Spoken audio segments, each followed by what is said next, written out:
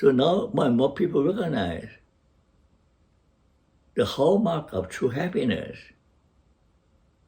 is inner peace, balance, and harmony. It's not more excitement, more positive emotion. But people don't give us credit. They think they discover it. Oh, that's fine. But the point is that Asian psychology can really enrich American psychology, can really contribute to international psychology.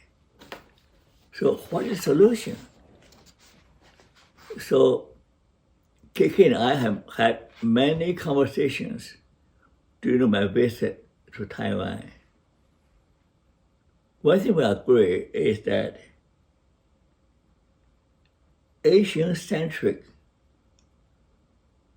psychology is just as bad as Eurocentric psychology.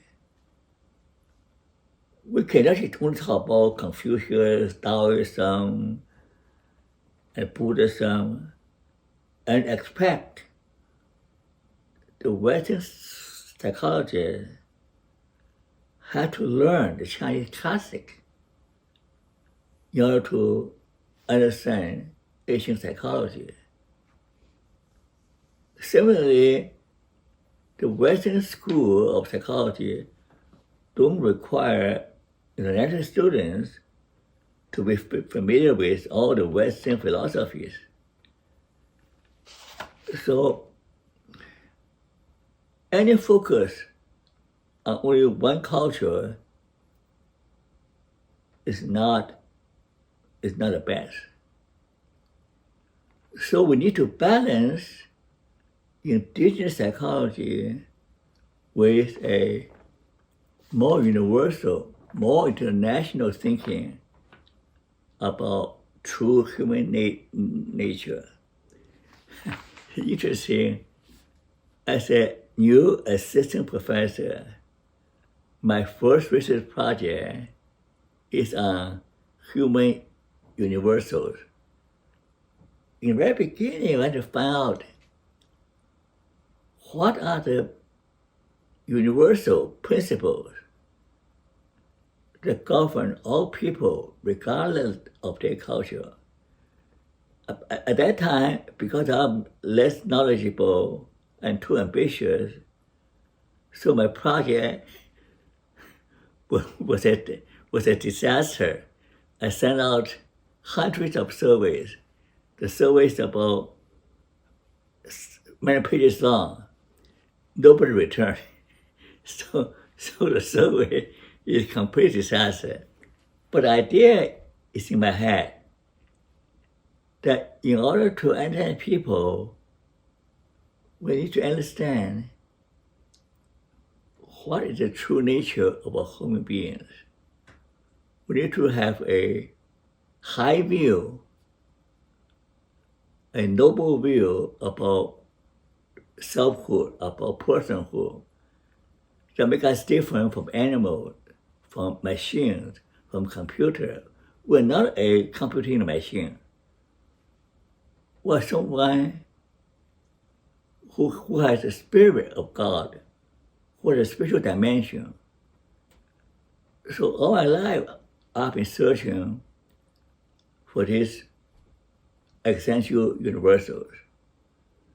Now in my old age, I'm happy that I've been vindicated that ultimate concern about death anxiety, about fear of loneliness are universal. I also feel vindicated that the spiritual yearning for meaning, for loving relationship, for connection with God, for the need for divine protection, for a sense of sacredness, a sense of transcendental value of faith, hope, and love. Those things are indeed can be found in every culture.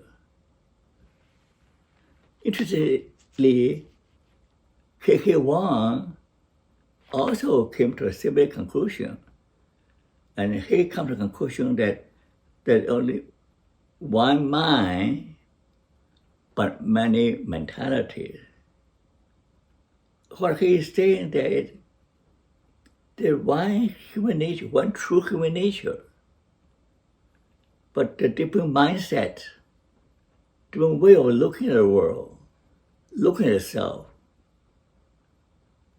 So we need to understand both the universal and the unique indigenous psychology in order to create a psychology that's useful to most people. There's also more complete kind of psychological science, not just yang part, it's the positive part, but yin yang, two yang sides make it Tai Chi ball, Tai Chi symbol, make it whole. So I believe that this way of about two-factor approach may be our best chance to develop a truly international psychology.